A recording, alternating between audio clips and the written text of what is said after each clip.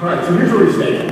The delegate count right now, as it stands, actually is one more off than this because one is assigned on the train ride, or two were assigned on the train ride. It's actually 79 Trump, 17 Cruz, 16 Rubio, 5 Kasich, 3 Carson. There are actually 3 Bush ones out there as well in New Hampshire, but they will become unbound when he officially moves to drop out, and they're free agents. We can go after them. That is, I know if you watch the cable shows, it's pretty reckless right about now. This is it. How do we stop Donald Trump?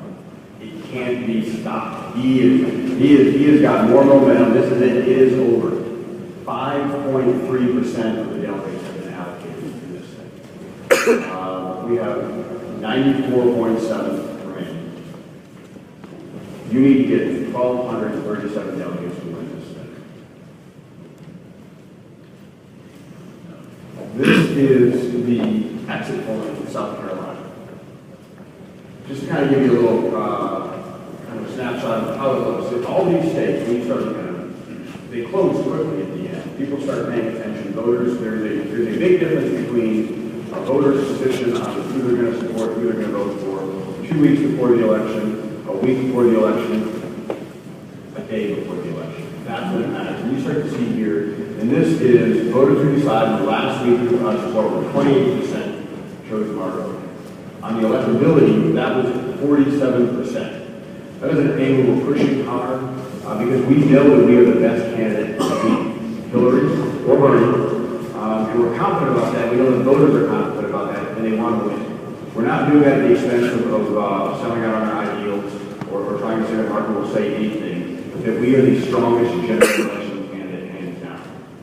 And it's resonating with voters, and we're picking them up because of it. That 28% close in the final week, that's indicative of what we saw in Iowa and to a lesser extent in New Hampshire. Obviously, that was not a good state for us on a bad run there. And I'm sure I'll get asked about it. We have to talk about it. Looking ahead, this is what we've got for March 1st. This is what the media refer to as the SEC primary or Super Tuesday or a lot of different names. Each one of these states and how the delegate allocation, what this really comes down to, this race going forward on these delegates, is a race to get the most delegates at convention.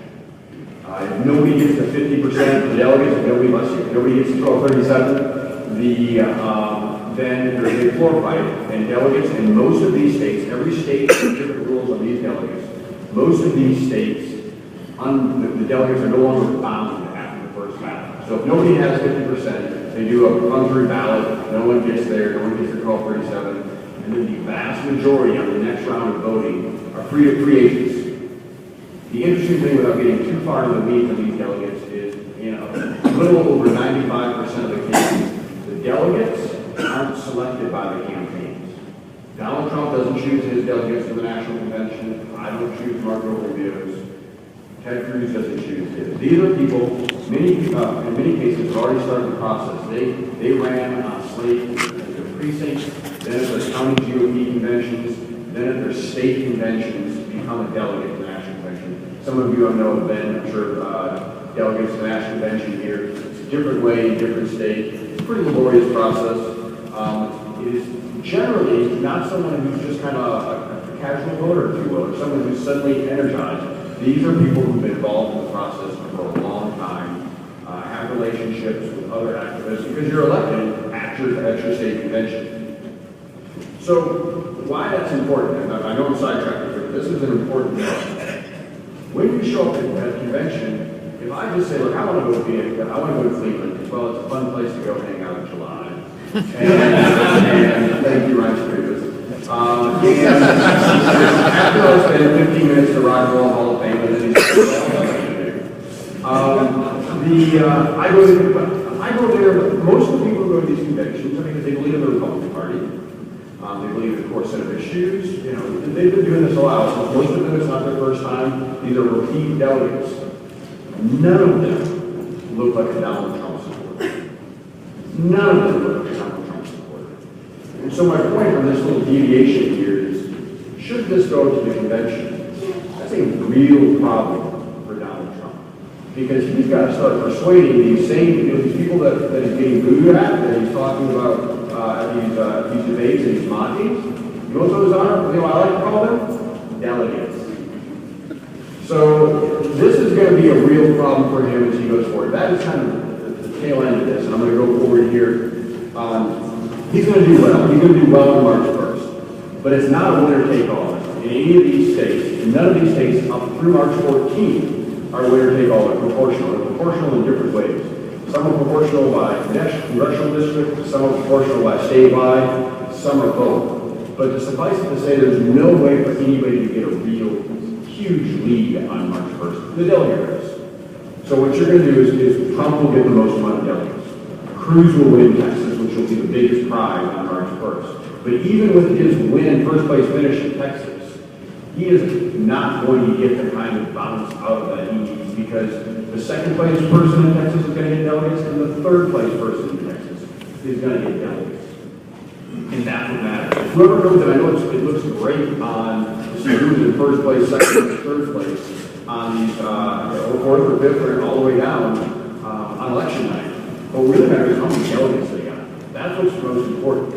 And so, to that point, coming in third in Texas actually gets you a lot of delegates. And then going over and playing in other states that matter more. Virginia is not a proportional by congressional district. That's a smart place to win. We've gone through this map, and I don't mean we've gone through this map in the last few weeks thinking, boy, this is going to be long. I mean, this is what we started out with. I worked for Mark now for 5 years. The longest I've worked for run these campaigns my entire life here. The longest I've worked for any candidate exclusively.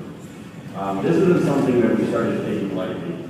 I firmly believe that you don't wake up one day and decide to start running for president and then start an organization. So it was my job to start thinking of these things years ago and start planning this. Should he want to make that decision?